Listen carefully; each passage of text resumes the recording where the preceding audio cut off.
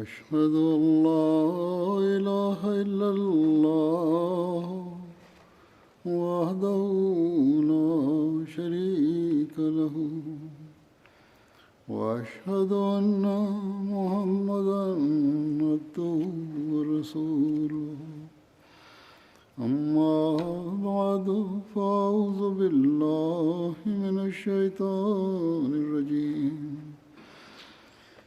بسم الله الرحمن الرحيم الحمد لله رب العالمين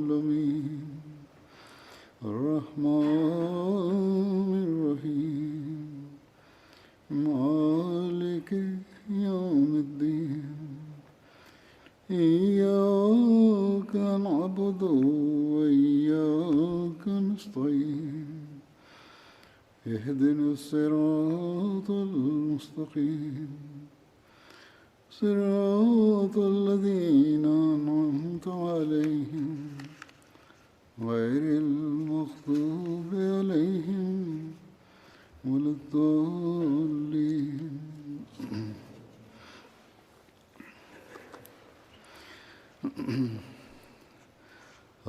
हज़रत उमर रज़ियल्लाहु ताला अन्हो जो ज़िक्र थी रहियो हो गुज़िरियल ख़ुतबनि में, अॼु बि उहो ई आहे।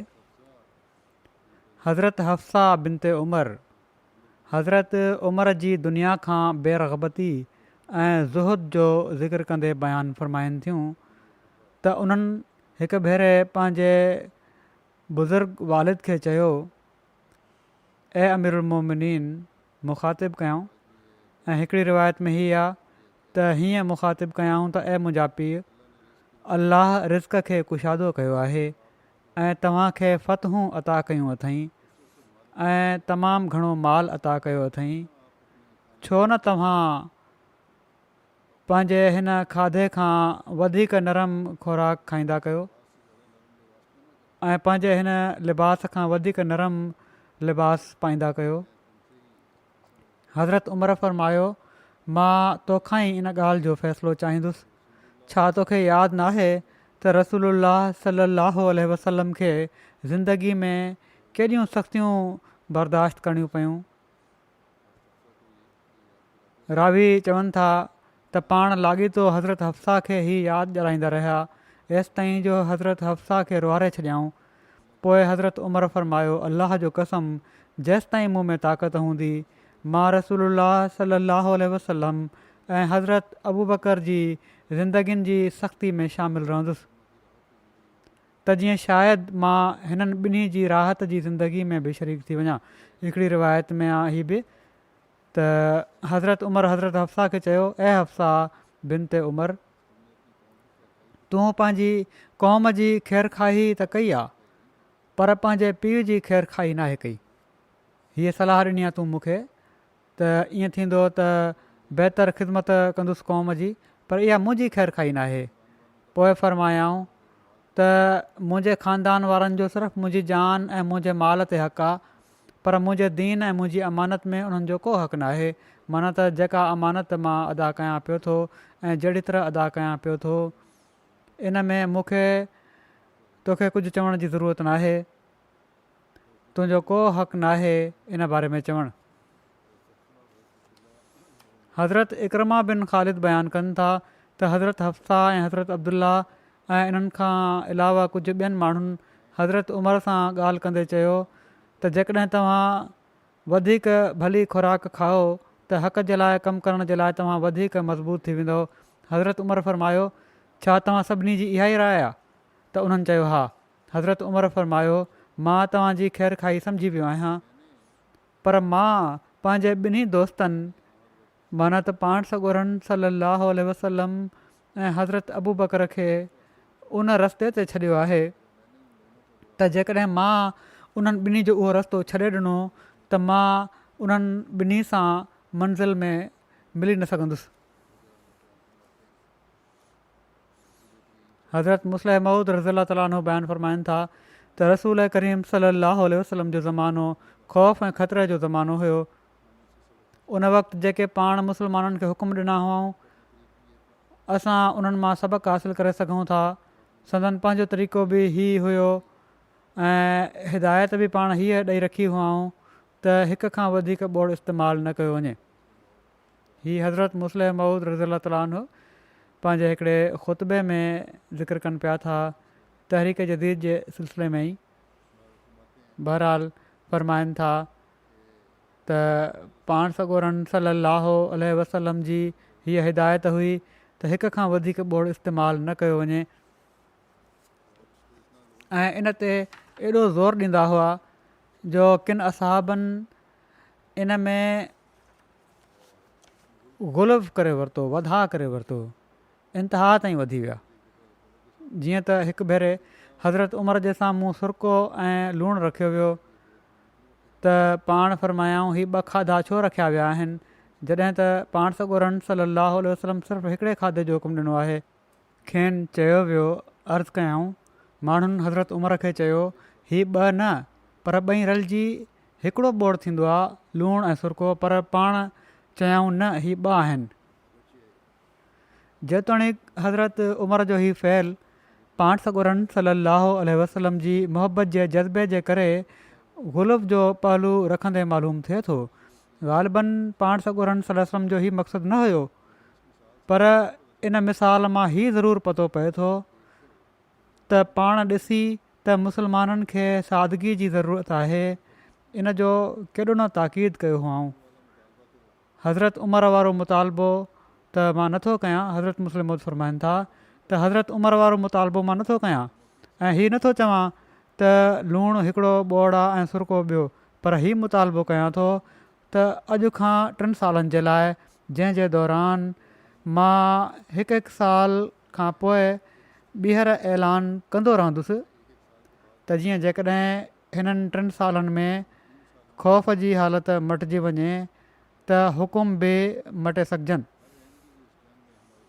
हर अहमदी जेको हिन जंग में असां सां गॾु शामिलु थियणु चाहे, हीउ इक़रार करे त हू अॼु खां सिर्फ़ु हिकिड़ो ॿोड़ इस्तेमालु कंदो। ॿोड़ ऐं मानी या चांवर ऐं ॿोड़ हीअ 2 शयूं न ऐं पर ॿई रलिजी हिकु हूंदा, पर मानीअ सां 2 ॿोड़नि ऐं चांवरनि सां 2 ॿोड़नि जी इजाज़त न हूंदी। हीअ उन ज़माने जी ॻाल्हि आहे जॾहिं तहरीक जदीद जो ऐलान फरमायो हुआऊं ऐं उन वक़्तु ज़रूरत हुई जमायत खे ऐं तहरीक कयऊं त पंहिंजो ख़र्चु घटाए चंदो ॾियो। अलाह ताला जे फज़ल सां हाणे हालात मुख़्तलिफ़ आहिनि, इन लाइ हीअ पाबंदी न आहे, पर पोइ बि इसराफ़ खां कमु वठणु न घुरिजे। हज़रत मुस्लिम मऊद आयत वल्लज़ीन इज़ा अनफ़क़ू लम यूसरिफ़ू वलम यक़्तुरू वकान बैन ज़ालिक क़वामा। वल्लज़ीन इज़ा अनफ़क़ू लम यूसरिफ़ू वलम यक़्तुरू वकान बैन ज़ालिक क़वामा। इन जो तफ़सीर कंदे फ़रमाइनि था त अलाह ताला फ़रमाए थो त जेकॾहिं को अब्दुर्रहमान बणिजणु चाहे त उन जे लाइ हीअ बि शर्त आहे त हू पंहिंजो माल ख़र्चु करणु महिल 2 ॻाल्हियुनि जो लिहाज़ रखे। पहिरियों हीअ त हू पंहिंजे माल में इसराफ़ न करे ऐं उन जो खाइणु सिर्फ़ु तकल्लुफ़ ऐं मज़े जे लाइ नाहे हूंदो ऐं पर क़ुवत, ताक़त ऐं बदन खे क़ाइमु रखण जे लाइ हूंदो आहे। उन जो पहिरणु आराइश जे लाइ नाहे हूंदो ऐं पर बदन खे ढकणु ऐं ख़ुदा ताला जेका उनखे हैसियत ॾिनी आहे उनखे महफ़ूज़ रखण जे लाइ हूंदो आहे। जीअं त असाबनि जो अमल जो तरीक़ो ॿुधाए थो त हू ईअं ई कंदा हुआ। जीअं त हज़रत उमर हिकु दफ़ो शाम विया, शाम मुल्क, उते किन असाबनि खे रेशमी कपिड़ा पातल हुआ।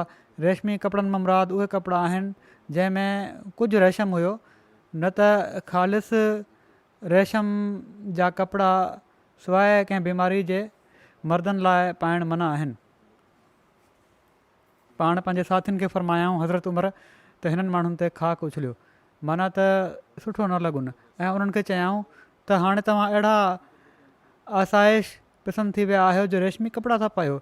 इन ते उन्हनि असाबनि मां हिकिड़े कुर्तो मथे करे ॾेखारियो त ख़बर पई त उन हेठि थुल्ही उन जो सख़्तु कुर्तो पातल हो। उनखे उन हज़रत उमर खे ॿुधायो त असां रेशमी कपिड़ा इन लाइ न आहियूं पाईंदा त असां उन्हनि खे पसंदि था कयूं, ऐं पर इन लाइ जो हिन मुल्क जे माण्हुनि जो तरीक़ो ई अहिड़ो आहे ऐं हीअ नंढपण खां अहिड़नि अमीरनि खे ॾिसण जा आदी आहिनि जेके तमामु शान शौक़त सां रहंदा हुआ। सो असां बि इन ॻाल्हि जो ख़्यालु रखंदे पंहिंजे लिबासनि खे मुल्की सियासत तौरु मटियो आहे, न त असां ते हिननि जो को असरु नाहे। सो असाबनि जो अमल ॿुधाए थो त इसराफ़ मां छा मुराद आहे। इन मां इहा ई मुराद आहे त माल अहिड़ियुनि शयुनि ते न ख़र्चु करे जंहिंजी ज़रूरत न आहे ऐं जंहिंजो मक़सदु सिर्फ़ु आराइश ऐं ज़िबाइश हुजे। मक़सदु ख़ुदा ताला फ़रमाए थो त इबादुररहमान उहे हूंदा आहिनि जेके पंहिंजे मालनि में इसराफ़ न आहिनि कंदा, जेके मालनि में इसराफ़ न कंदा हुजनि, उहे पंहिंजे मालनि खे रिया ऐं ॾेखार जे लाइ ख़र्चु न कंदा हुजनि ऐं पर फ़ाइदे ऐं नफ़े जे लाइ ख़र्चु कंदा हुजनि। पोइ पंहिंजे मालनि खे अहिड़े हंधि ॾियण खां न रोकनि जिथे ॾियणु ज़रूरी हुजे ऐं उन्हनि जो क़वाम हुजे, माना त विचोलो हुजे, उन फ़ाइदे जो ज़रियो बणिजी रहियो हुजे। न पंहिंजे मालनि खे अहिड़ी तरह लुटाइनि जेको अलाह ताला जे मर्ज़ी जे मातहत न हुजे ऐं न अहिड़ी तरह रोकनि जो जाइज़ हक़नि खे बि अदा न कनि। हीअ 2 शर्त इबादुररहमान जे लाइ माल ख़र्चु करण जे बारे में आहिनि। पर केतिरा ई माण्हू आहिनि जेके या त इसराफ़ ॾांहुं हलिया वेंदा आहिनि या बुख़ल ॾांहुं हलिया वेंदा आहिनि। हज़रत उमर ॾेखा ऐं शान शौक़त वारे लिबास जे एतिरे क़दुरु ख़िलाफ़ु हुआ जो मफ़्तू दुश्मन जे लाइ बि हीअ पसंदि न कंदा हुआ त हू को अहिड़ो लिबास पाए उन्हनि जे साम्हूं अचे जेको शान शौक़त वारो हुजे। जीअं त फ़ारसिन जे सिपह सालार हुरमज़ान जे वाक़े में इन जो तफ़सील मिले थो। हीअ तफ़सील त मां पहिरियां बयानु करे चुको आहियां। हिन हंधि मां कुझु बयानु कयां थो, थोरो हिसो वाज़े करण जे लाइ। जॾहिं तुस्तर जी फ़तह महल फ़ारसिन जे सिपह सालार हुरमज़ान हथियार फिटो करे छॾिया ऐं पंहिंजो पाण खे मुस्लमाननि जे हवाले करे छॾियईं ऐं उनखे हज़रत उमर जी ख़िदमत में मदीने मोकिलियो वियो, त मदीने में दाख़िल थियण खां पहिरियां जेके वठी वञण वारा हुआ मुस्लमान, उन्हनि उनखे उनजो रेशमी लिबास पाराए छॾियो त जीअं हज़रत उमर ऐं मुस्लमान उनजी असली हैत खे ॾिसी सघनि, असली हालत खे ॾिसी सघनि। जॾहिं हू हज़रत उमर जे साम्हूं आयो त हज़रत उमर पुछियो, छा हुरमज़ान आहे? माण्हुनि चयो हा। त हज़रत उमर उनखे ऐं उनजे लिबास खे गौर सां ॾिठो ऐं चयऊं, मां बाहि खां अलाह ताला जी पनाह में थो अचां ऐं अलाह खां मदद थो घुरां। काफ़िले जे माण्हुनि चयो त हीउ हुरमज़ान आहे, हिन सां ॻाल्हि करे वठो। पाण चयऊं हरगिज़ न, एसि ताईं जो हू पंहिंजो ज़र्क बर्क लिबास ऐं ज़ेवर लाहे छॾे। हीउ सभु कुझु लाथो वियो ऐं पोइ हज़रत उमर उन सां ॻाल्हि कई। हज़रत उमर जी आजिज़ी ऐं तक़वा जे मयार जे बारे में इन ॻाल्हि मां अंदाज़ो थिए थो। हज़रत उर्वा बिन ज़ुबैर खां रिवायत आहे त मां हज़रत उमर बिन ख़ताब खे कुल्हे ते पाणी जी नंढड़ी पखाल खयल ॾिठी त मूं चयो, ए अमीरुल मोमिनीन, तव्हांजे लाइ हीउ मुनासिबु न आहे। पाण फ़रमायाऊं त जॾहिं वफ़द इताअत ऐं फ़र्माबरदारी जो मुज़ाहिरो कंदे मूं वटि आया, मुख़्तलिफ़ क़ौमुनि जा वफ़द आया, जॾहिं इताअत जो मुज़ाहिरो कंदे त मुंहिंजी दिलि में पंहिंजी वॾाई जो अहसासु थियो। इन लाइ मां पंहिंजी हिन वॾाई खे टोड़णु ज़रूरी सम्झो।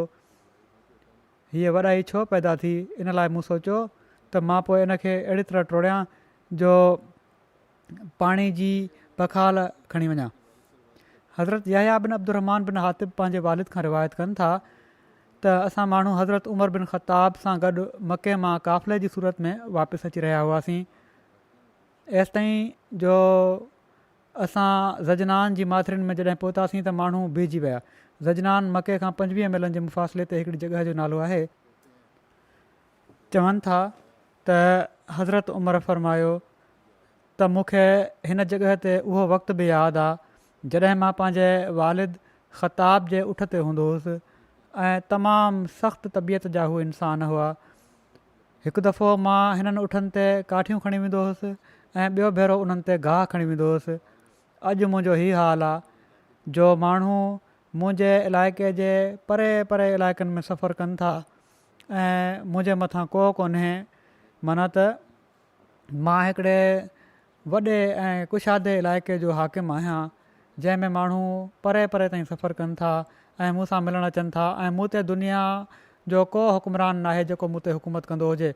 पोइ हीउ शेर पढ़ियाऊं, ला शइ अफ़ी मा तरा इला बशाशत यबकल इलाहो व यूदिल मालो वल वलद। माना त जेको कुझु तव्हांखे नज़र अचे थो उन जी का हक़ीक़त नाहे सवाइ हिकिड़ी वक़्ती ख़ुशी जे। सिर्फ़ु ख़ुदा जी ज़ात बाक़ी रहंदी जॾहिं त माल ऐं औलाद फ़ना थी वेंदी। हज़रत ख़लीफ़तुल मसीह अव्वल रज़ी अल्लाह ताला अन्हु फ़रमाइनि था इन बारे में, हज़रत उमर हज तां ईंदे हिकिड़े वण जे भरिसां बीह रहिया। हुज़ैफ़ा जेके बेतकल्फ़ हुआ उन्हनि जुरत कई ऐं सबबु पुछियाऊं। पाण फ़रमायाऊं त हिकिड़ो वक़्तु हुयो जो जॾहिं मां पंहिंजो हिकिड़ो उठ चाढ़ींदो हुउसि ऐं हिन वण जे हेठां मुंहिंजे वालिद मूंखे ॾाढी ज़जर ऐं तौबीह कई हुई, ॾाढा ॻाल्हा ॾिना हुआ। ऐं हाणे हीउ वक़्तु आहे जो उठ त छा केतिरा लख माण्हू मुंहिंजी अखि जे इशारे ते सिर ॾियण लाइ तयारु आहिनि। इन बारे में हज़रत मुस्लिम मौद फ़रमाइनि था, छा हीअ हैरत जी ॻाल्हि नाहे त उठनि खे चाढ़ण वारो हिकिड़ो शख़्स अज़ीमुशान बादशाह बणिजी वियो ऐं सिर्फ़ु दुनिया जो बादशाह न बणियो ऐं पर रूहानी बि। हीअ हज़रत उमर हुआ जेके शुरू उमिरि में उठ चाढ़ींदा हुआ। हिकु दफ़ो पाण हज लाइ विया त रस्ते में उन जॻह ते बीह रहिया। उस तमामु सख़्तु हुई जंहिंसां माण्हुनि खे ॾाढी तकलीफ़ थी, पर को हीउ चवण जी ज़रूरत न पियो करे त तव्हां हिते छो बीठा आहियो। आख़िर हिकिड़े असाबी खे जेके हज़रत उमर जा वॾा दोस्त हुआ ऐं जिन खां पाण फितने जे बारे में पुछंदा हुआ, माण्हुनि चयो त तव्हां हिननि खां पुछो, हज़रत उमर खां पुछो त तव्हां हिते छो बीठा आहियो। उन्हनि हज़रत उमर खे अर्ज़ु कयो त अॻिते हलो, हिते छो बीठा आहियो। हज़रत उमर फ़रमायो त मां हिते इन लाइ बीठो आहियां त हिकु दफ़ो मां उठ चाढ़ण जे करे थकिजी हिन वण जे हेठां लेटी पियो हुउसि। मुंहिंजो पीउ आयो ऐं उन मूंखे मारियो त छा तोखे इन लाइ मोकिलियो हुयो त उते वञी सुम्ही पइजांइ। त हिकिड़े वक़्त में मुंहिंजी हीअ हालति हुई, पर मां पाण सॻोरनि सल्लल्लाहु अलैहि वसल्लम खे क़बूलु कयो त ख़ुदा ताला मूंखे हीउ दर्जो ॾिनो जो अॼु जेकॾहिं लखे माण्हुनि खे चवां त मुंहिंजी जॻह ते सिर ॾियण लाइ तयारु आहिनि। हिन वाक़े मां ऐं पिणु अहिड़े क़िस्म जे ॿियनि केतिरनि ई वाक़िअनि मां मालूम थिए थो त असहाब कहिड़ी हालति में हुआ ऐं पाण सॻोरनि सल्लल्लाहु अलैहि वसल्लम जी पैरवी सां उन्हनि जी कहिड़ी हालति थी वई ऐं उन्हनि उहो दर्जो ऐं इल्मु हासिलु कयो जेको कंहिंखे बि हासिलु न हो। हज़रत मुस्लिम फ़रमाइनि था त हीउ क़िसो मां इन लाइ ॿुधायो आहे त ॾिसो, हिकिड़े उठ चाढ़ण वारे खे दीन दुनिया जा उहे इल्म सेखारिया विया जेके कंहिंखे बि सम्झ नथा अची सघनि। हिकु पासे उठ या ॿकरियूं चाढ़ण जी हालति खे ॾिसो त कहिड़ी इल्म खां परे मालूम थिए थी, ऐं ॿिए पासे इन ॻाल्हि ते गौर कयो त हाणे बि जॾहिं त यूरोप जा माण्हू मुल्कदारी जे क़ानूननि खां तमामु वाक़िफ़ ऐं आगाह आहिनि, हज़रत उमर जे ठाहियल क़ानून खे इज़त जी नज़र सां ॾिसनि था। हिकिड़ो उठ चाढ़ींदड़ ऐं सल्तनत कहिड़ो तालुक़ु रखनि था, पर ॾिसो त उन्हनि उहो कुझु कयो जो अॼु दुनिया उन्हनि जे अॻियां कंधु निवड़ाए थी ऐं उन्हनि जी सियासतदानी जी तारीफ़ करे थी। पोइ ॾिसो, हज़रत अबू बकर हिकिड़ा मामूली वापारी हुआ, पर हाणे दुनिया हैरान आहे त उन्हनि खे हीउ फ़हम या अक़ुलु ऐं फ़िक्र किथां मिली वियो। मां ॿुधायां थो त उन्हनि खे क़ुर शरीफ़ मां सभु कुझु मिलियो।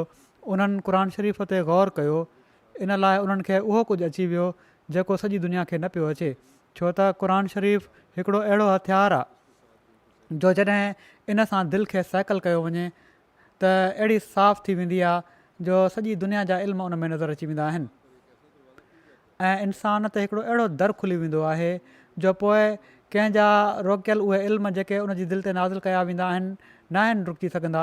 सो हर हिकु इंसान जे लाइ ज़रूरी आहे त हू क़ुर खे पढ़णु ऐं गौर करण जी कोशिशि करे। हज़रत उमर जी आजिज़ी ऐं इनकिसारी जे बारे में हिकिड़ी रिवायत में हीअं ज़िक्र मिले थो। जुबैर बिन नुफ़ैर खां रिवायत आहे त हिकिड़ी जमात उमर बिन ख़ताब खे चयो, ऐं अमीरुल मोमिनीन, अलाह जो कसम, असां कंहिं शख़्स खे तव्हां खां वधीक इंसाफ़ करण वारो, हक़ी ॻाल्हि करण वारो ऐं मुनाफ़िक़नि ते सख़्ती करण वारो नाहे ॾिठो। बेशक तव्हां रसूलुल्लाह सल्लल्लाहु अलैहि वसल्लम खां पोइ माण्हुनि में सभिनी खां बहितर आहियो। औफ़ बिन मालिक चयो, अलाह जो कसम, उन शख़्स खे चवण वारे खे चयाईं त अलाह जो कसम, तूं कूड़ ॻाल्हायो आहे।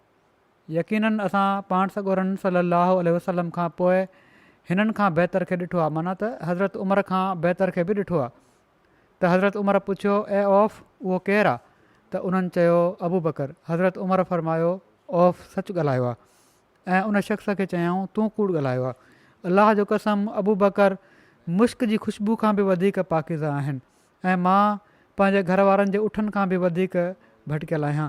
हज़रत मुस्लिम मऊद रज़ी अला ताला अनहु फ़रमाइनि था, हदीसुनि में अचे थो त हिकु भेरे हज़रत उमर ऐं हज़रत अबू बकर जो कंहिं ॻाल्हि ते बहस थी वियो। हीअ बहस तकरार वधी वियो। हज़रत उमर जी तबियत तेज़ हुई, इन लाइ हज़रत अबू बकर मुनासिबु सम्झो त उहे उन जॻह तां हलिया वञनि त जीअं जहिड़ो खाम खां वधीक न थी पए, वधी न वञे। हज़रत अबू बकर वञण जी कोशिशि कई त हज़रत उमर अॻिते वधी हज़रत अबू बकर खे कमीज़ खां झलियो त मुंहिंजी ॻाल्हि जो जवाबु ॾेई पोइ वञे। जॾहिं हज़रत अबू बकर उन खां छॾाए वञणु लॻा त उन्हनि जी कमीज़ फाटी पई। पाण उतां पंहिंजे घर ॾांहुं हलिया विया, पर हज़रत उमर खे शक पैदा थियो त हज़रत अबू बकर पाण सॻोरनि सलसम वटि मुंहिंजी शिकायत करणु विया आहिनि। हू बि पुठियां पुठियां हली पिया त जीअं मां बि पाण सॻोरनि सलसम जी ख़िदमत में पंहिंजो उज़ुर पेश करे सघां। पर रस्ते में हज़रत अबू बकर हज़रत उमर जी नज़रुनि खां ओट में अची विया। हज़रत उमर इहो ई सम्झा त पाण रसूल करीम सलसम जी ख़िदमत में शिकायत करणु विया आहिनि। हू बि सिधा पाण सॻोरनि सलसम जी ख़िदमत में वञी पहुता। उते वञी ॾिठऊं त हज़रत अबू बकर उते मौजूदु न हुआ, पर छो त उन्हनि जी दिलि में निदामत पैदा थी चुकी हुई, तंहिं करे अर्ज़ु कयऊं या रसूलल्लाह मूंखां ग़लती थी आहे जो मां अबू बकर सां सख़्तीअ सां पेश आयुसि। हज़रत अबू बकर जो को ॾोह न आहे, मुंहिंजो ई ॾोह आहे। जॾहिं हज़रत उमर पाण सॻोरनि सलाहु वसलम जी ख़िदमत में हाज़िर थिया त हज़रत अबू बकर खे वञी कंहिं ॿुधायो त हज़रत उमर पाण सॻोरनि सलम वटि तव्हांजी शिकायत करणु विया आहिनि। हज़रत अबू बकर जी दिलि में ख़्यालु पैदा थियो त मूंखे बि पंहिंजे छुटकारे जे लाइ वञणु घुरिजे त जीअं हिकु पासे जी ॻाल्हि न थी वञे ऐं मां बि पंहिंजो नुक़्ता निगाह पेश करे सघां।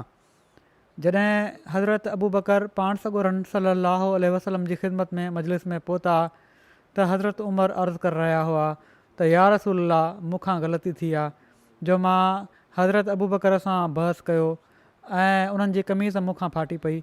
जॾहिं पाण सॻोरनि सलम हीअ ॻाल्हि ॿुधी त कावड़ जा असर हुज़ूर जे चहिरे ते ज़ाहिर थिया। पाण सॻोरनि सलाहु वसलम फरमायो, ऐं इंसानो तव्हांखे छा थी वियो आहे? जॾहिं सॼी दुनिया मुंहिंजो इनकार कंदी हुई ऐं तव्हां माण्हू बि मुंहिंजा मुखालिफ़ हुओ, उन वक़्तु अबू बकर ई हुयो जंहिं मूं ते ईमान आंदो ऐं हर रंग में उन मुंहिंजी मदद कई। पोइ अफ़सोस सां फरमायाऊं, छा हाणे बि तव्हां मूंखे ऐं अबू बकर खे नथा छॾियो? पाण ई फरमाए रहिया हुआ जो हज़रत अबू बकर दाख़िल थिया। हीअ हूंदो आहे सचे इश्क जो नमूनो त बजाए हीअ उज़ुर करण जे त या रसूलल्लाह मुंहिंजो ॾोह न हुयो, उमिरि जो ॾोह हुयो। अबू बकर जॾहिं दाख़िल थिया, उन्हनि जॾहिं ॾिठो त पाण सॻोरनि सलाहु वसलम जी दिलि में नाराज़गी पैदा थी रही आहे त पाण सचे आशिक़ जी हैसियत सां बर्दाश्त न करे सघिया त मुंहिंजे करे पाण सॻोरनि सलाहु वसलम खे तकलीफ़ थिए। इन लाइ हज़रत अबू बकर ईंदे ई पाण सॻोरनि सलाहु वसलम जे साम्हूं गोॾनि भर वेही अर्ज़ु कयो त या रसूलल्लाह उमिरि जो ॾोह न आहे, मुंहिंजो ॾोह हुयो।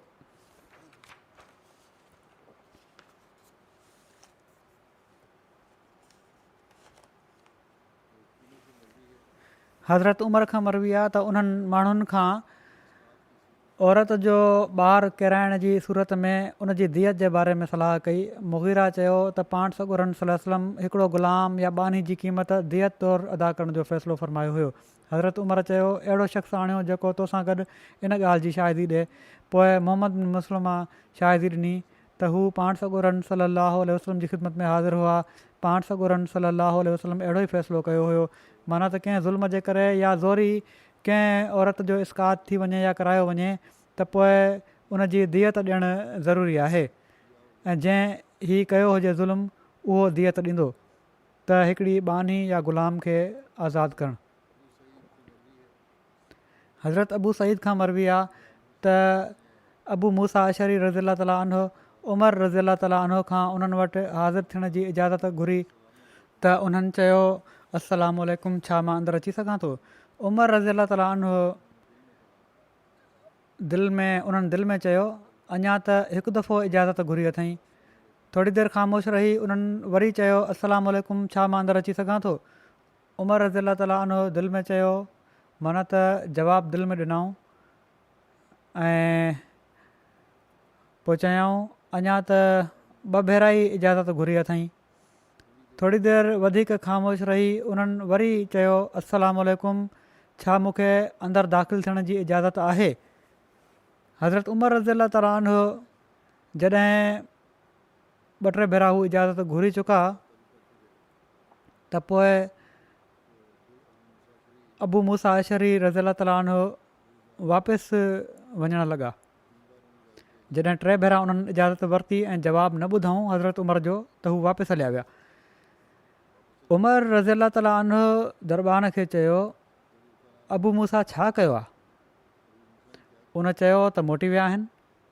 हज़रत उमर रज़ियल्लाहु ताला अन्हु चयो त उन्हनि खे मूं वटि सॾे अचो। पोइ जॾहिं हू उन्हनि वटि आया त हज़रत उमर रज़ियल्लाहु ताला अन्हु चयो त हीउ तव्हां छा कयो आहे? उन्हनि चयो त मां सुनत ते अमल कयो आहे। उमर रज़ियल्लाहु ताला अन्हु चयो सुनत ते? कसम अलाह जो तोखे इन जे सुनत हुअण ते दलील ऐं सबूत पेश करणो पवंदो, न त मां तोसां तमामु सख़्तु वर्ता कंदुसि। अबू सईद ख़ुदरी चवनि था त पोइ हू असां वटि आया। उन वक़्तु असां अंसार जी हिकिड़ी जमात सां गॾु हुआसीं। अबू मूसा अशरी चयो ऐं अंसार जी जमात, छा तव्हां रसूलुल्लाह सल्लल्लाहु अलैहि वसल्लम जी हदीस खे ॿियनि माण्हुनि खां वधीक ॼाणण वारा न आहियो? छा रसूलुल्लाह सल्लल्लाहु अलैहि वसल्लम हीउ न फ़रमायो आहे अल इस्तेज़ान ओ सलास, माना त इजाज़त तलबी 3 भेरा आहे। जेकॾहिं तव्हांखे इजाज़त ॾिनी वञे त घर में वञो ऐं जेकॾहिं इजाज़त न ॾिनी वञे त मोटी वञो। हीअ ॿुधी माण्हू उन्हनि सां खिल भोग करणु लॻा। अबू सईद ख़ुदरी चवनि था मां पंहिंजी मुंडी अबू मूसा अशरी ॾांहुं उची करे चयो इन सिलसिले में जेका बि सज़ा तव्हांखे मिलंदी मां उन में हिसेदार आहियां। उन्हनि चयो ठीकु आहे, मां शाहिदी ॾियां थो त तव्हां सही चयो आहे। रावी चवनि था पोइ हू माना त अबू सईद उमर रज़ियल्लाहु ताला अन्हु वटि आया ऐं उन्हनि खे हिन हदीस जी ख़बर ॾिनऊं। हज़रत उमर चयो त ठीकु आहे, मूंखे इन हदीस जो इल्मु न हुयो ऐं हाणे मूंखे इल्मु थी वियो आहे। सही मुस्लिम में रिवायत आहे त हज़रत अबू हुरैरा चवनि था त असां रसूलुल्लाह सल्लल्लाहु अलैहि वसल्लम जे चौधारी वेठा हुआसीं। हज़रत अबू बकर ऐं हज़रत उमर समेत ॿिया माण्हू बि हुआ। पाण सॻोरा सल्लल्लाहु अलैहि वसल्लम असांजे विच मां उथी हलिया विया, पर हुज़ूर खे वापसी में देरि थी वई ऐं असां ॾिनासीं त पाण असांखां कटिजी न वञनि ऐं असां घबराए वियासीं ऐं उथी पियासीं। सभिनी खां पहिरियां मूंखे फ़िक्रु पैदा थियो त मां पाण सॻोरनि सल्लल्लाहु अलैहि वसल्लम खे ॻोल्हण जे लाइ ॿाहिरि निकिरी पियुसि। एसि ताईं जो मां अंसार जे हिकिड़े बाग़ जे भरिसां आयुसि जेको बनू नजार जो हुयो। मां उन जे चौधारी चकर काटियो त दर ॻोल्हियां, पर मूंखे दर नज़र न आयो। पोइ ॾिठुमि त पाणी जी हिकिड़ी वॾी नाली ॿाहिरि हिकिड़े खूह मां बाग़ जे अंदरि थी वञे। त चवनि था त मां इन में लूमड़ी जे सोढ़े थियण वांगुरु सोढ़ो थी दाख़िलु थियुसि नालीअ जे वसीले ऐं पाण सॻोरनि सल्लल्लाहु अलैहि वसल्लम वटि हलियो वियुसि। पाण पुछा कयऊं अबू हुरैरा? मूं चयो जी या रसूलल्लाह।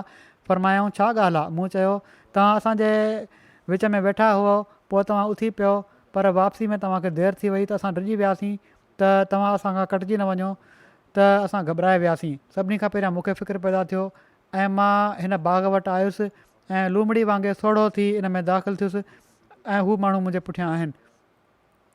पाण फ़रमायाऊं ऐं अबू हुरैरा ऐं मूंखे पंहिंजा जूता ॾिनऊं पाण सॻोरनि सल्लल्लाहु अलैहि वसल्लम ऐं फ़रमायाऊं ही ॿई मुंहिंजा जूता खणी वञु ऐं जेको बि हिन बाग़ जे ॿिए पासे तोसां मिले ऐं हीअ शाहिदी ॾींदो हुजे त अलाह खां सवाइ को इबादत जे लाइक़ु न आहे ऐं दिलि सां इन ॻाल्हि ते यकीन रखंदो हुजे इन ॻाल्हि ते, उनखे जन्नत जी बिशारत ॾेई छॾ। चवनि था जॾहिं मां वियुसि त सभिनी खां पहिरियां हज़रत उमर मिलिया। उन्हनि चयो ऐं अबू हुरैरा हीअ जूता छाकाणि आहिनि तो वटि? मूं चयो हीअ रसूलुल्लाह सल्लल्लाहु अलैहि वसल्लम जा जूता आहिनि ऐं पाण सॻोरनि सल्लल्लाहु अलैहि वसल्लम हीअ निशानी तौरु ॾिना आहिनि मूंखे ऐं हिननि ॿिन्ही सां मोकिलियो अथई त मां जंहिंसां मिलां ऐं हू शाहिदी ॾींदो हुजे त अलाह खां सवाइ को माबूद न आहे ऐं दिलि सां उन ते यकीन रखंदो हुजे त मां उनखे जन्नत जी बिशारत ॾेई छॾियां।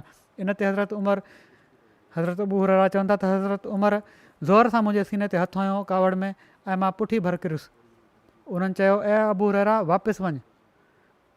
ख़ैर का ज़रूरत न आहे कंहिंखे कुझु चवण जी। चवनि था त मां रसूलुल्लाह सल्लल्लाहु अलैहि वसल्लम वटि वापसि वियुसि ऐं रोअण ई लॻोसि जो हज़रत उमर बि मुंहिंजे पुठियां पुठियां अची पहुता। रसूलुल्लाह सल्लल्लाहु अलैहि वसल्लम फ़रमायो ऐं अबू हुरैरा तोखे छा थियो आहे? मूं चयो मां उमर सां मिलियो हुउसि ऐं उन्हनि खे जेको तव्हां मूंखे ॾेई मोकिलियो हुयो ॿुधायमि त उमर मूंखे सीने ते ज़ोर सां हथु हयो आहे ऐं मां पुठी भर किरी पियुसि। उन्हनि चयो वापसि वञ। रसूल फरमायो ऐं उमिरि तूं ईअं छो कयो? हज़रत उमिरि चयो या रसूल, मुंहिंजा माउ पीउ तव्हां ते घोर वञनि। छा तव्हां पंहिंजी जुतियुनि सां हज़रत अबू हुरैरा खे मोकिलियो हुयो त जेको उनखे मिले ऐं उहो शाहिदी ॾींदो हुजे त अलाह खां सवाइ को इबादत जे लाइक़ु न आहे ऐं उनजी दिलि इन ॻाल्हि ते यकीन रखंदी हुजे उनखे जन्नत जी बिशारत ॾेई छॾे? पाण सॻोरन सल्लल्लाहु फरमायो त हा। इन ते हज़रत उमिरि अर्ज़ु कयो त ईअं न कयो, छो त मूंखे डपु आहे त माण्हू पोइ इन ई ते भरोसो करणु लॻी पवंदा। इन लाइ बहितर इहो ई आहे त तव्हां उन्हनि खे अमल करणु ॾियो। हू अमल कनि ऐं पंहिंजनि नेकियुनि जो जेको हुकुम आहिनि उन्हनि ते अमल करणु ॾियो उन्हनि खे, त जीअं हू सही मोमिन बणिजनि। न त हीअ सिर्फ़ु इन ई ॻाल्हि ते क़ाइमु थी वेंदा त ला इलाहा इल्लल्लाह चवण ई जन्नत जी बिशारत आहे। रसूलुल्लाह सल्लल्लाहु अलैहि वसल्लम फरमायो ठीकु आहे, छॾियो, ठीकु आहे, ईअं ई था कयूं। वॾी मोहताज तबियत हुई हज़रत उमिरि जी। हज़रत उमिरि खां डिॼी शैतान बि भॼे थो, इन बारे में बि कुझु रिवायतूं आहिनि। सही बुख़ारी में हिकिड़ी रिवायत आहे, हज़रत साद बिन वकास रिवायत कनि था त हज़रत उमर बिन ख़ताब रसूलुल्लाह सल्लल्लाहु अलैहि वसल्लम वटि अंदरि अचण जी इजाज़त घुरी त उन वक़्तु हुज़ूर वटि क़ुरैश जूं कुझु औरतूं वेठियूं हुयूं ऐं हुज़ूर सां ॻाल्हियूं करे रहियूं हुयूं ऐं हुज़ूर खां घणो ख़र्चु घुरी रहियूं हुयूं। उन्हनि जो आवाज़ु हुज़ूर जे आवाज़ खां ऊचो हुयो। जॾहिं हज़रत उमर बिन ख़ताब अंदरि अचण जी इजाज़त घुरी त हू उथी जल्दी सां परदे में हली वयूं ऐं रसूलुल्लाह सल्लल्लाहु अलैहि वसल्लम हज़रत उमर खे अंदरि अचण जी इजाज़त ॾेई छॾी। इन ते हज़रत उमर आया ऐं रसूलुल्लाह सल्लल्लाहु अलैहि वसल्लम खिली रहिया हुआ। हज़रत उमर चयो या रसूलुल्लाह, अलाह तव्हांखे हमेशह खिलंदो रखे। पाण सॻोरन सल्लल्लाहु अलैहि वसल्लम फरमायो त हिननि औरतुनि ते मूंखे हैरत आहे जेके मूं वटि हुयूं, जॾहिं उन्हनि तव्हांजो आवाज़ु ॿुधो जल्दी सां परदे में हली वियूं। हज़रत उमर चयो या रसूलुल्लाह, हालांकि तव्हां वधीक इन ॻाल्हि जे लाइक़ु आहियो त तव्हां खां डिॼनि। पोइ हज़रत उमर चवणु लॻा ऐं पंहिंजी जानियुनि जूं दुश्मन हो, औरतुनि खे मुखातिबु कयाऊं ॾाढिया आवाज़ में, छा तव्हां मूंखां डिॼो थियूं ऐं रसूलुल्लाह सल्लल्लाहु अलैहि वसल्लम खां नथियूं डिॼो? उन्हनि चयो हा, तव्हां त तमामु सख़्तु मिज़ाज ऐं सख़्तु दिलि आहियो, रसूलुल्लाह सल्लल्लाहु अलैहि वसल्लम अहिड़ा न आहिनि। त रसूलुल्लाह सल्लल्लाहु अलैहि वसल्लम फरमायो ख़ताब जा पुट ॿुध, उन ज़ात जो कसम जंहिंजे हथ में मुंहिंजो साहु आहे, शैतान जॾहिं बि तुंहिंजे रस्ते ते हलंदे मिलियो आहे ज़रूरी उन पंहिंजो उहो रस्तो छॾे ॿियो रस्तो वरितो आहे। हज़रत आयशा बयानु कनि थियूं त हिकु दफ़ो पाण सॻुरा सल्लल्लाहु अलैहि वसल्लम वेठा हुआ जो असां लुड़ ॿुधोसीं ऐं ॿारनि जा आवाज़ बि। रसूलुल्लाह सल्लल्लाहु अलैहि वसल्लम उथी बीठा। उते हबशा जी हिकिड़ी औरत हुई जेका नची करतब ॾेखारे रही हुई, ॿार उनजे चौधारी गॾु हुआ। रसूलुल्लाह सल्लल्लाहु अलैहि वसल्लम फरमायो आयशा अच ऐं ॾिसी वठि। मां आयसि ऐं पंहिंजी खाॾी रसूलुल्लाह सल्लल्लाहु अलैहि वसल्लम जे कुल्हे ते रखे ॾिसणु लॻसि। मुंहिंजी खाॾी हुज़ूर जे मथे ऐं कुल्हे जे विच में हुई। पोइ पाण मूंखे फरमाइणु लॻा छा तुंहिंजो ड्रॉ न आहे थियो? मूं चयो अञा न, त जीअं मां ॾिसां त तव्हांखे मुंहिंजो क़दुरु घणो आहे। जॾहिं हज़रत उमर आया त माण्हू उन औरत जे भरिसां भॼी विया। हज़रत आयशा चवनि थियूं रसूलुल्लाह सल्लल्लाहु अलैहि वसल्लम फरमायो त मां ॾिसां थो त जिन्हनि ऐं इंसाननि जा शैतान उमिरि खां भॼनि था।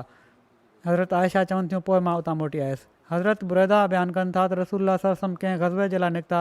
जॾहिं पाण वापसि आया त हिकिड़ी स्याह फाम बानी अची अर्ज़ु कयो ऐं अलाह जा रसूल सल्लल्लाहु अलैहि वसल्लम, मां बासी हुई त जेकॾहिं अलाह ताला तव्हांखे सलामती सां वापसि वठी आयो त मां तव्हांजे साम्हूं दफ़ वॼाए गानो ॻाईंदुसि। रसूलुल्लाह सल्लल्लाहु अलैहि वसल्लम फरमायो जेकॾहिं तूं बासी आहे त वॼाए, न त न। जीअं त हू दफ़ वॼाइणु लॻी ऐं हज़रत अबू बकर आया त हू दफ़ वॼाईंदी रही। पोइ हज़रत अली आया त हू दफ़ वॼाईंदी रही। पोइ हज़रत उस्मान आया त पोइ बि उहा दफ़ वॼाईंदी रही। पोइ हज़रत उमर आया त उन दफ़ पंहिंजे हेठां रखे वरिती ऐं उनजे मथां वेही रही। रसूलुल्लाह सल्लल्लाहु अलैहि वसल्लम फरमायो त ऐं उमर शैतान बि तोखां डिॼे थो। मां वेठो हुउसि त हीअ दफ़ वॼाईंदी रही। पोइ अबू बकर आया, हीअ दफ़ वॼाईंदी रही। पोइ अली आया तॾहिं बि वॼाईंदी रही। पोइ उस्मान आया तॾहिं बि हीअ वॼाईंदी रही। पर ऐं उमर जॾहिं तूं आयो आहीं त उन दफ़ रखे छॾी। हज़रत मसीह मऊद अलैहिस्सलाम फरमाइनि था त नबी सल्लल्लाहु अलैहि वसल्लम हज़रत उमर खे चयो हुयो त जेकॾहिं शैतान तोखे कंहिं दग ते ॾिसे त ॿियो दग वठे ऐं तोखां डिॼे। ऐं इन दलील मां साबित थिए थो त शैतान हज़रत उमर खां हिकिड़े नामर्द दलील वांगुरु भॼे थो। हज़रत उमर जी ज़बान ऐं दिलि ते हक़ ऐं सुकून जे बारे में पाण सॻोरन सलाहु वसलम हिकु दफ़ो फ़रमायो। हज़रत अब्दुल्ला बिन उमर खां रिवायत आहे, चवनि था त रसूलुल्लाह सलाहु वसलम फ़रमायो त अल्लाह हक़ खे उमर जी ज़बान ऐं दिलि ते जारी करे छॾियो आहे। हज़रत इब्न अब्बास पंहिंजे भाउ फज़ुल खां रिवायत कनि था त मां पाण सॻोरन सलाहु वसलम खे ई फ़रमाईंदे ॿुधो त उमर बिन ख़ताब मूंसां गॾु हूंदो आहे जिथे मां पसंदि कंदो आहियां ऐं मां उन सां गॾु हूंदो आहियां जिथे हू पसंदि कंदो आहे ऐं मूंखां पोइ उमर बिन ख़ताब जिथे हूंदो हक़ु उन सां गॾु रहंदो। हज़रत अली बयानु कनि था त असां पाण में ॻाल्हाईंदा हुआसीं त सिकीनत हज़रत उमर जी ज़बान ऐं दिलि ते जारी थिए थी। हज़रत मुस्लिम मऊद रज़ी ताला बयानु फ़रमाइनि था त पाण सॻोरन सलाहु वसलम पंहिंजी हिकिड़ी घरवारीअ खे चयो त मुंहिंजो सफ़र जो सामान ॿधणु शुरू कर। उन्हनि मुसाफ़िरी जो सामान ॿधणु शुरू कयो ऐं हज़रत आयशा खे चयऊं त मुंहिंजे लाइ सतू वग़ैरह या दाणा वग़ैरह भुञी तयारु कर। अहिड़े क़िस्म जूं खुराकूं उन्हनि ॾींहंनि में हूंदियूं हुयूं। जीअं त उन्हनि मिटीअ वग़ैरह छंडे दाणनि मां कढणु शुरू कई। हज़रत अबू बकर घर में धीउ वटि आया ऐं उन्हनि हीअ तयारी ॾिठी त पुछा कयऊं, आयशा हीअ छा थो पियो थिए? छा रसूलुल्लाह सल्लल्लाहु अलैहि वसल्लम कंहिं सफ़र जी तयारी में आहिनि? चवणु लॻियूं सफ़र जी तयारी मालूम थिए थी। पाण सॻोरन सल्लल्लाहु अलैहि वसल्लम सफ़र जी तयारी जे लाइ चयो आहे। चवणु लॻा को लड़ाई जो इरादो आहे? उन्हनि चयो त का ख़बर न आहे। रसूलुल्लाह सल्लल्लाहु अलैहि वसल्लम फरमायो आहे त मुंहिंजे लाइ सफ़र जो सामान तयारु कर ऐं असां ईअं कयूं पिया था। ॿिनि टिनि ॾींहंनि खां पोइ पाण सॻोरन सल्लल्लाहु अलैहि वसल्लम हज़रत अबू बकर ऐं हज़रत उमर खे घुरायो ऐं चयऊं ॾिसो तव्हांखे ख़बर आहे त ख़ुदा जा माण्हू अहिड़ी तरह आया हुआ ऐं पोइ ॿुधायूं त हीअ वाक़ियो थियो आहे ऐं मूंखे ख़ुदा हिन वाक़े जी पहिरियां खां ख़बर ॾेई छॾी हुई त उन्हनि गदारी कई आहे, माना त मके वारनि गदारी कई आहे। असां उन्हनि सां मुआदो कयो आहे, हाणे हीअ ईमान जे ख़िलाफ़ु आहे त असां डिॼी वञूं ऐं मके वारनि जी बहादुरी ऐं ताक़त ॾिसी उन्हनि जे मुक़ाबले जे लाइ तयारु न थी वञूं त असां उते वञिणो आहे ऐं तव्हांजी छा राय आहे? हज़रत अबू बकर चयो या रसूलल्लाह तव्हां त उन्हनि सां मुआदो कयो आहे ऐं पोइ हू तव्हांजी क़ौम आहे, मतिलबु हीउ हुयो त तव्हां पंहिंजी क़ौम खे मारींदव। पाण सॻोरन सल्लल्लाहु अलैहि वसल्लम फरमायो त असां पंहिंजी क़ौम खे न मारींदासीं, मुआदो टोड़ींदड़नि खे मारींदासीं। पोइ हज़रत उमर खां पुछा कयऊं त उन्हनि चयो त बिस्मिल्लाह, मां त रोज़ु दुआऊं घुरंदो हुउसि त हीअ ॾींहुं नसीबु थिए त असां रसूलुल्लाह सल्लल्लाहु अलैहि वसल्लम जी हिफ़ाज़त में काफ़रनि सां विढ़ूं। पाण सॻोरन सल्लल्लाहु अलैहि वसल्लम फरमायो अबू बकर तमामु नरम तबियत जो आहे पर कौले सादिक उमर जी ज़बान ताईं वधीक जारी थींदो आहे। फरमायाऊं त तयारी कयो।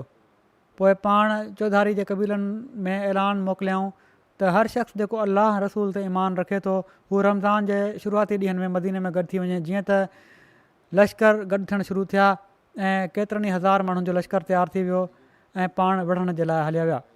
हज़रत अबू बकर ऐं उमर जी फज़ीलत जे बारे में हिकिड़ी रिवायत आहे। हज़रत अबू सईद ख़ुदरी खां रिवायत आहे त पाण सॻोरन सल्लल्लाहु अलैहि वसल्लम फरमायो त इल्लीहीन वारनि मां को शख़्स जन्नत वारनि ॾे लियो पाईंदो त उनजे चहिरे जे करे जन्नत जरकी पवंदी ॼण त हिकिड़ो चिमकंदड़ तारो आहे।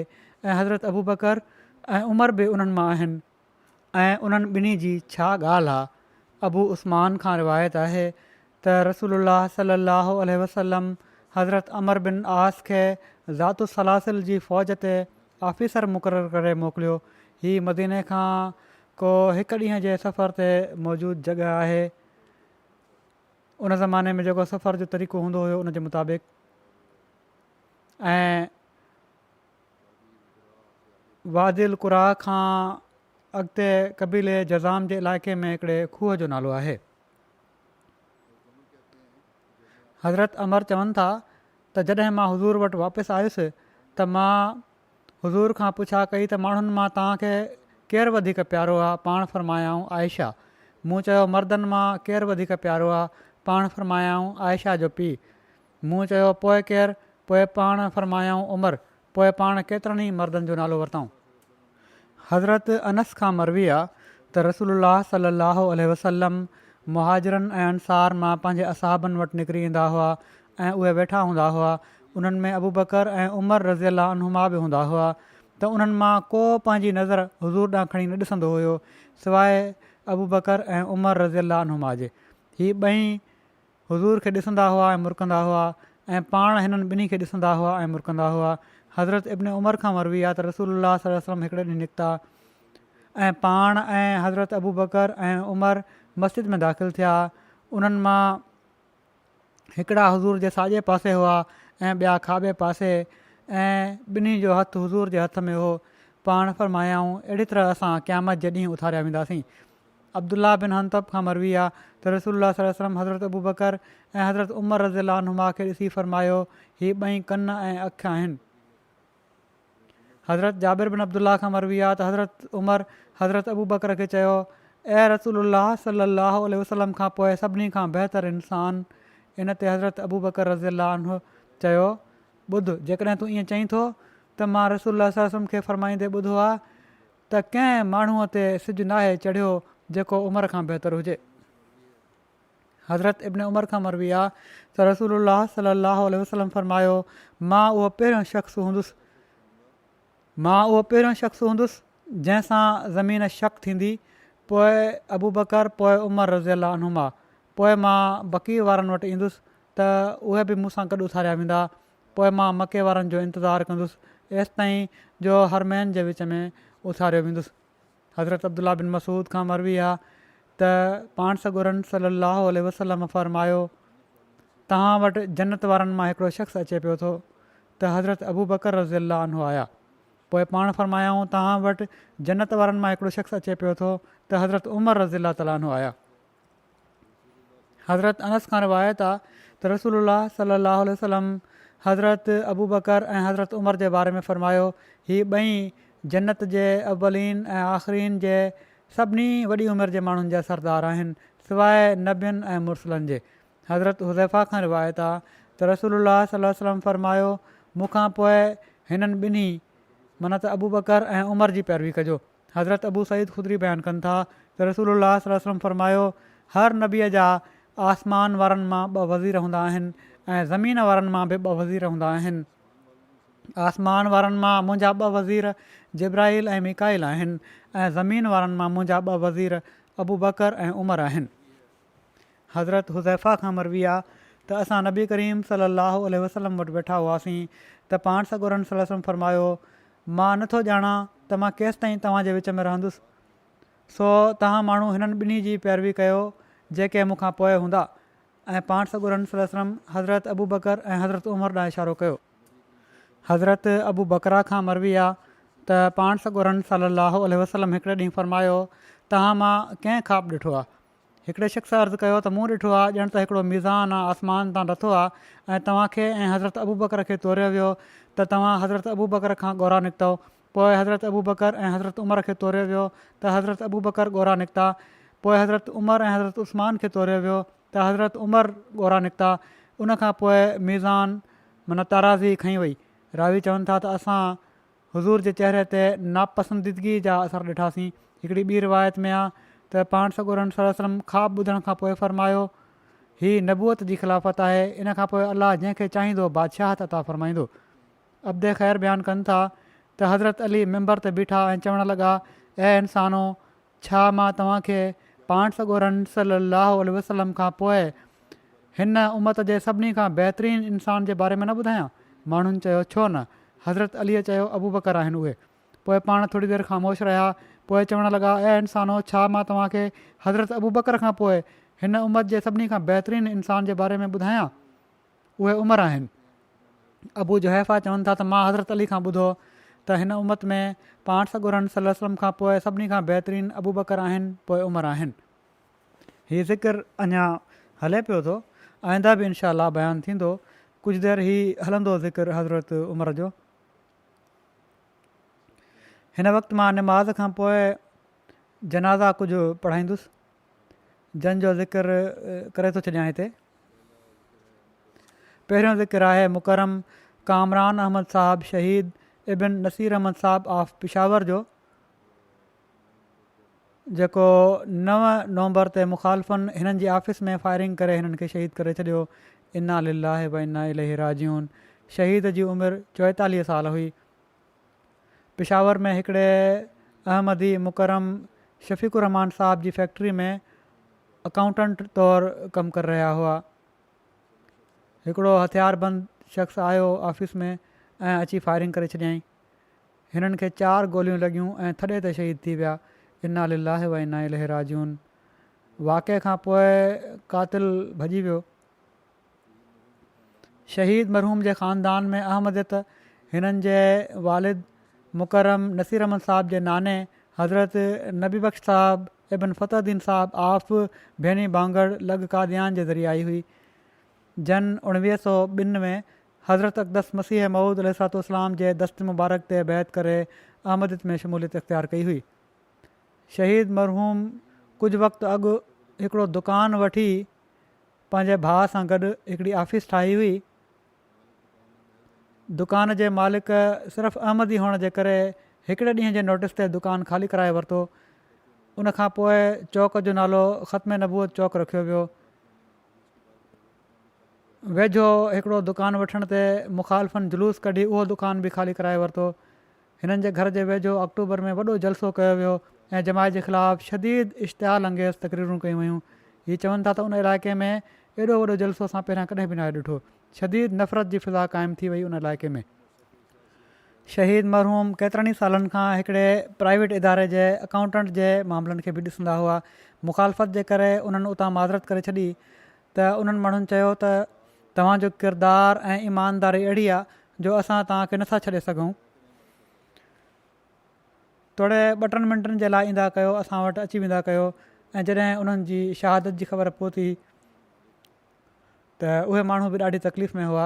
शहीद मरहूम तमामु घणी ख़ूबियुनि जा मालिक हुआ। हिननि जा वालिद चवनि था त राति जो देरि सां घर अचण ते हिकिड़े ॾींहुं मां हिननि खां पुछा कई त ॾाढो देरि सां घर आयो आहीं,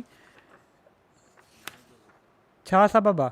त चवणु लॻा त फ़लाणो जेको अहमद जो मुखालिफ़ आहे, दुश्मन आहे, पर हिकिड़ी गैरस जमायत फैमिली जी उन्हनि जी हिकिड़ी माई आहे, औरत आहे, उनखे रत जी ज़रूरत हुई। इन मुखालिफ़ फैमिली में कंहिं औरत खे रत जी ज़रूरत हुई, उनखे रत ॾेई आयो आहियां। ऐं रत इन लाइ ॾिनो आहे जो हीअ माण्हू माली लिहाज़ खां कमज़ोर आहिनि ऐं मजबूर आहिनि ऐं हिननि जो पंहिंजो किरदारु आहे ऐं असांजो पंहिंजो किरदारु आहे। हमेशह ख़िदमत में अॻिते रहंदा हुआ। जमायती ख़िदमत ऐं ड्यूटियुनि में सभिनी खां पहिरियां हाज़िर थींदा हुआ ऐं ख़ुदि हमेशह हसास जॻह ते पाण बीहंदा हुआ। पोइ हिजरत जे लाइ जॾहिं हिननि खे सलाह ॾिनी वेंदी हुई त चवंदा हुआ त जेकॾहिं असां माण्हू हितां हलिया वियासीं त कमज़ोर अहमदनि जा मसाला अञा घणो वधी वेंदा। चंदनि जी अदायगी में ॾाढी नुमाया हिननि जी हैसियत हुई। हमेशह चंदनि जी पहिरें वक़्त में अदायगी कंदा हुआ। 12-13 सालनि जी उमिरि में हिकु दफ़ो मुबाहिले जो पंफलेट विराइण जे करे हिननि खे पुलिस पकिड़े जेल में बि बंदि करे वरितो हुयो। ॿिए ॾींहुं हिननि खे आज़ादी मिली। चवनि था त शहादत जे वाक़े खां 2 ॾींहं पहिरियां हिननि ख़्वाबु ॾिठो हुयो त हिकिड़ी वॾी उमिरि जी औरत हिननि जे घर में सफ़ाई करे पई थी ऐं चवे पई थी त ख़लीफ़ा राबे अचिणो आहे। त चवनि था त थोरी देरि खां पोइ हुज़ूर रहमल्ला ताला आया ऐं शहीद मरहूम खे हथ खां वठी ऐं वॾे प्यार सां चयाऊं त असां गॾु रहंदासीं ऐं तोखे मूंसां गॾु ई रहणो आहे। अलाह ताला जे फज़ुल सां वसियत जे निज़ाम में शामिलु हुआ। नरम मिज़ाज, इलाइक़े जी हरदिल अज़ीज़ शख़्सियत हुआ। शरीफ़ु नफ़्स, ग़रीबनि जा हमदर्द, ख़िलाफ़त सां तमामु घणो इश्क़ रखण वारा। पोइ रहिजी वियल घर भातियुनि में हिननि जा वालिद वालदा, वालिद नसीर अहमद साहबु आहिनि, वालदा आहे ऐं घरवारी आहे ऐं 3 ॿार आहिनि, 13 साल, 11 साल ऐं 8 सालनि जा। अलाह ताला हिननि ॿारनि जो बि हाफ़िज़ नासिर थिए ऐं सभिनी खे हौसलो ऐं सब्र अता फ़रमाए ऐं हिननि सां बि मग़फ़िरत ऐं रहम जो वर्ताव फ़रमाए, दर्जा बुलंद करे। हिननि जी वालदा बि बीमार आहे, उन्हनि जे लाइ बि दुआ कयो। कैंसर जी मरीज़ आहे, अलाह ताला फज़ुल फ़रमाए। ॿियो ज़िक्र आहे डॉक्टर मिर्ज़ा नुबैर अहमद ऐं उन्हनि जी बेगम आयशा अंबर सैयद जो। जेको हिकिड़े हादसे में अमेरिका में मिलवाकी में हिननि जी वफ़ात थी वई आहे ॿिन्ही जी। डॉक्टर मिर्ज़ा नुबैर अहमद जी उमिरि 35 साल हुई। इन्ना लिल्लाहि व इन्ना इलैहि राजिऊन। ही मरहूम जा पड़ ॾाॾा हज़रत डिप्टी मियां मोहम्मद शरीफ़ साहिबु हुआ जेके असाबी हुआ हज़रत मसीह मऊद अलैहिस्सलाम जा। ऐं मरहूम जी ॾाॾी मास्टर अब्दुर्रहमान साहिबु रज़ी ताला अन्हु जी धीउ हुई। हिननि जा पड़नाना बि असाबी हुआ। हिननि जे ख़ानदान में काफ़ी असाबी आहिनि। 2012 में ही अमेरिका शिफ्ट थिया। 17 सालनि जी उमिरि में निज़ाम वसियत में हिननि खे शामिलु थियण जी तौफ़ीक़ मिली। क़ाइद मजलिस ख़ुदामुल अहमदिया तौरु ख़िदमत जी तौफ़ीक़ हासिलु करे रहिया हुआ। ऐं चवनि था त मरहूम मिलवाकी मस्जिद जे लाइ हिकिड़ी नई इमारत ख़रीद करण जे लाइ मुक़ामी जमायत जे सभिनी खां वधीक अतियो पेश करण वारनि दोस्तनि में शामिलु हुआ। पोइ हिते रहिजी वियल घर भातियुनि में हिननि जा वालिद आहिनि मिर्ज़ा नसीर अहमद साहिबु जेके सेक्रेटरी उमूर आमा इस्लामाबाद आहिनि हिन वक़्तु। वालदा रीजनल सदर आहिनि लजना इस्लामाबाद जूं। भेण आहे नादिया ऐं 2 भाइर आहिनि। ऐं हिननि जी घरवारी आयशा अंबर जेका हिननि सां गॾु हुई जंहिंजी वफ़ात थी आहे उहा सैयद शुजात शाह साहब ऑफ जापान जी धीउ हुई। ऐं मुरबी सिलसिला असांजा जापान में आहिनि अॼुकल्ह सैयद इब्राहिम उन्हनि जी भेण हुई। हिननि जे ख़ानदान में अहमदियत सैयद अब्दुर्रहीम शाह साहब ऑफ फगला जे ज़रिए आई हुई 1930 में। हज़रत मुस्लिह मऊद रज़ी अल्लाह ताला अन्हु जे हथ ते उन्हनि बैत कई हुई। ऐं जहिड़ो की मूं ॿुधायो त हिननि जी वफ़ात बि पंहिंजे घर वारे सां गॾु एक्सीडेंट में थी 2 ॾींहंनि खां पोइ। आयशा अमरीन जी मरहूमा MTA इंटरनेशनल जूं हिकिड़ियूं फ़ाल मेंबर हुयूं। ऐं मुंहिंजा ख़ुतबा जेके हुआ उन्हनि जो जापानी में लाइव तर्जुमो बि कंदियूं हुयूं ऐं सब टाइटलिंग बि कंदियूं हुयूं जापानी ॿोलीअ में। हिननि जे पोइते रहिजी वियल घर भातियुनि में हिननि जा वालिद सैयद सजाद आहिनि। वालदा सैयदा दुरैसमीन सैयद आहिनि। 3 भाइर ऐं हिकिड़ी भेण आहे। हिननि जा भाउ इब्राहिम साहबु जेके मुरबी सिलसिला आहिनि जापान में उहे चवनि था त केतिरनि ई जमायती कमनि में मुंहिंजी मदद कंदियूं हुयूं। लेक्चर लाहौर ऐं हमारा ख़ुदा जे जापानी तर्जुमे में मुंहिंजी मदद कंदियूं रहियूं ऐं अहिड़ो तर्जुमो कंदियूं हुयूं जो मां हमेशह हैरान थींदो हुउसि त बावजूदु फार्मेसी पढ़ण जे एॾो भलो तर्जुमो कीअं थियूं करे वठनि। हिननि जी वॾी भेण आहे फ़ातिमा हू चवनि थियूं त हिननि जी डायरी हुई हिकिड़ी जेका इतफ़ाक़नि मूं वटि अची वई ऐं हर सिफ़े ते 2 उनवान हूंदा हुआ। हिकिड़े ते लिखियलु हुयो मुंहिंजी दुनिया जी ज़िंदगी ऐं हिकिड़े ते लिखियलु हूंदो हुयो मुंहिंजी रूहानी ज़िंदगी। ऐं दुनिया वारो सिफ़ो रोज़ानो जी ज़िंदगी जे कमनि ऐं दुनिया जे मक़सदनि जे लाइ मुख़्तस हो ऐं रूहानी सिफ़ो रूहानी मक़सदनि जे लाइ ऐं जमायत जे नोट्स ऐं दीनी इल्म जे लाइ वक़फ़ु हुयो।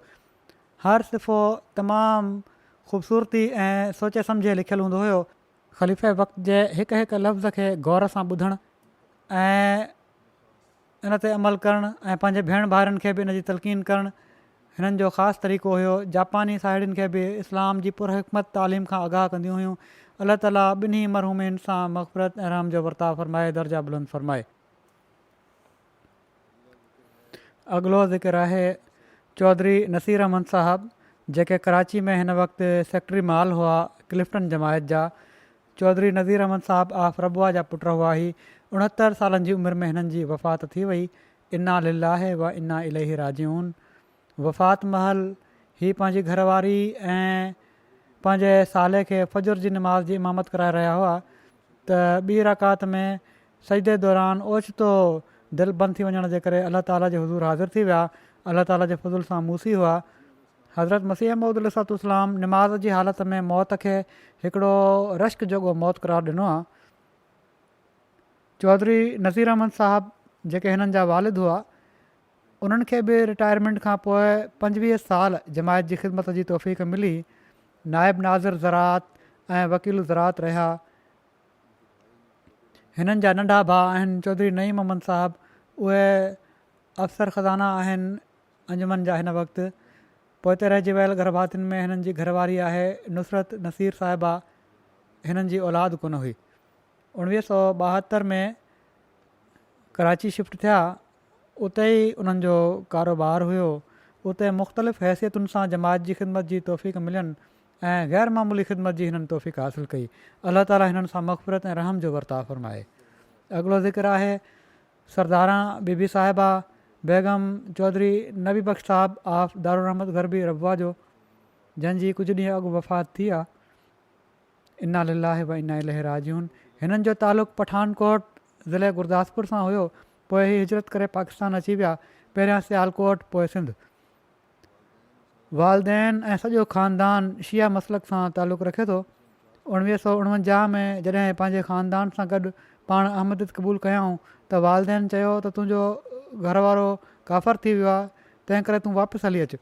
ख़ानदान सां गॾु न, पंहिंजे घरवारे सां गॾु अहमदियत क़बूलु कई हुअऊं। बाक़ी ख़ानदान बैत न कई हुई। उन्हनि चयो तुंहिंजो घरवारो काफ़र थी वियो आहे, इन लाइ तूं छॾे ॾे उनखे। इन ते उन जवाबु ॾिनो पंहिंजे घर वारनि खे, ख़ानदान खे, त हाणे त मां सही मुस्लमान थी आहियां। तव्हां वटि त सिर्फ़ु फजर जी निमाज़ पढ़ंदी हुअसि ऐं हाणे मां न सिर्फ़ु 5 वक़्त जूं निमाज़ूं ऐं पर तहज्जुद जी निमाज़ बि बाक़ाइदगी सां पढ़ंदी आहियां। तंहिं करे मां वापसि न ईंदसि। 14 सालनि खां पोइ पंहिंजे वालदेन सां मिलणु वियूं। उन वक़्तु बि उहे ॾाढा रुखाई सां मिलिया, पर उनजे बावजूदु उन्हनि जूं दिलियूं नरम न थियूं ऐं उहे कॾहिं बि हिननि सां मिलणु न आया। जमायत सां सचो प्यारु कंदियूं हुयूं। ख़िलाफ़त सां फिदायत जो तालुक़ु हुयो। ग़रीबनि जो ख़्यालु रखण वारियूं नेक ऐं मुख़लिस ख़ातून हुयूं। मरहूमा मूसिया हुयूं। पोइ रहिजी वियल घर भातियुनि में 3 पुट ऐं 4 धीअरूं शामिल आहिनि। हिननि जे वॾे पुटु डॉक्टर अब्दुल रहीम साहब खे बि नुसरत जहां हेठि 5 साल सिरियलुनि में ख़िदमत जी तौफ़ीक़ मिली। नंढा पुट अब्दुल ख़ालिक नैयर साहब मुरबी सिलसिला आहिनि। अॼुकल्ह कैमरून में ख़िदमत जी तौफ़ीक़ हासिलु कनि पिया था। उते मिशनरी इंचार्ज बि आहिनि, अमीर बि आहिनि, जेके मैदान अमल में हिन वक़्तु मसरूफ़ आहिनि ऐं इन जे करे वालदा जे जनाज़े में बि शामिलु न थी सघिया। अलाह ताला हिननि सभिनी खे सबुरु ऐं हौसलो बि अता फ़रमाए, मरहूमा जा दर्जा बुलंद फ़रमाए।